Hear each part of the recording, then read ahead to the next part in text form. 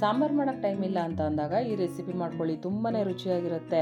ಇವತ್ತು ನಾನು ಮಾಡ್ತಾ ಇರೋವಂಥ ರೆಸಿಪಿ ಮೆಂತ್ಯ ಸೊಪ್ಪಿನ ಸಾಸಿವೆ. ತುಂಬಾ ಚೆನ್ನಾಗಿರುತ್ತೆ. ಒಂದು 10 ನಿಮಿಷದಲ್ಲಿ ಆರಾಮಾಗಿ ಮಾಡ್ಕೋಬೋದು.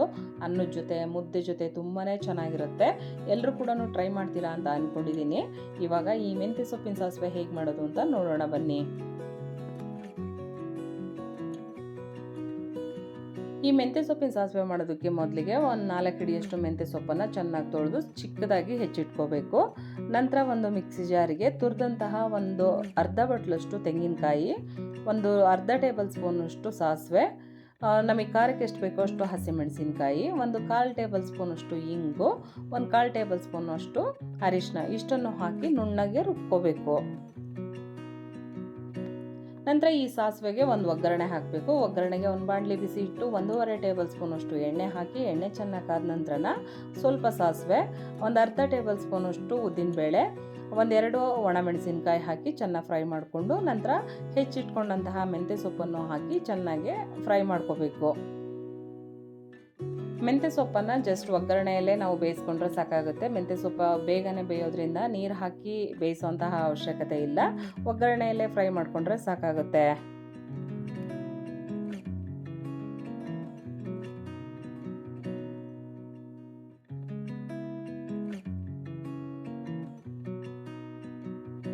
ಈ ರೀತಿ ಫ್ರೈ ಮಾಡಿಕೊಂಡ್ರೆ ಸಾಕಾಗುತ್ತೆ. ಇವಾಗ ಫ್ಲೇಮ್ನ ಆಫ್ ಮಾಡಿ ಈ ಒಗ್ಗರಣೆ ಎಲ್ಲ ಚೆನ್ನಾಗಿ ಆರೋದಕ್ಕೆ ಬಿಡಬೇಕು.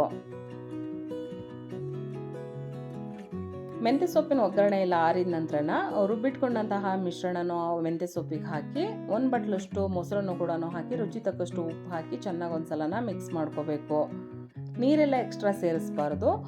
ಈ ಸಾಸಿವೆ ತುಂಬ ಗಟ್ಟಿಯಾಗಿ ಕೂಡ ಇರಬಾರ್ದು, ತುಂಬ ತೆಳುವಾಗಿ ಕೂಡ ಇರಬಾರ್ದು. ನೋಡಿಕೊಂಡು ಮೊಸರು ಮತ್ತು ನಾವು ರುಬ್ಬಿಟ್ಕೊಂಡಂತಹ ಮಿಶ್ರಣನ ಸೇರಿಸಿ ಚೆನ್ನಾಗಿ ಒಂದ್ಸಲನ ಮಿಕ್ಸ್ ಮಾಡ್ಕೋಬೇಕು.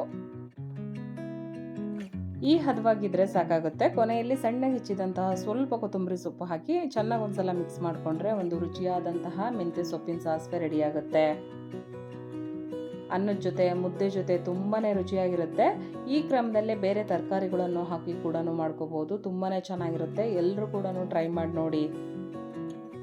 ಇವತ್ತಿನ ರೆಸಿಪಿ ನಿಮ್ಮೆಲ್ಲರಿಗೂ ಇಷ್ಟ ಆಗಿದೆ ಅಂತ ಅಂದ್ಕೊಂಡಿದ್ದೀನಿ. ಇವತ್ತಿನ ರೆಸಿಪಿ ನಿಮಗೆ ಇಷ್ಟ ಆಯಿತು ಅಂದರೆ ಒಂದು ಲೈಕ್ ಕೊಡಿ, ಶೇರ್ ಮಾಡಿ, ಕಮೆಂಟ್ ಹಾಕಿ, ವೇದ ಜನನಿ ಚಾನಲ್ಗೆ ಸಬ್ಸ್ಕ್ರೈಬ್ ಆಗಿ ಅಂತ ಕೇಳ್ತಾ thank you. Bye. Thank you for watching.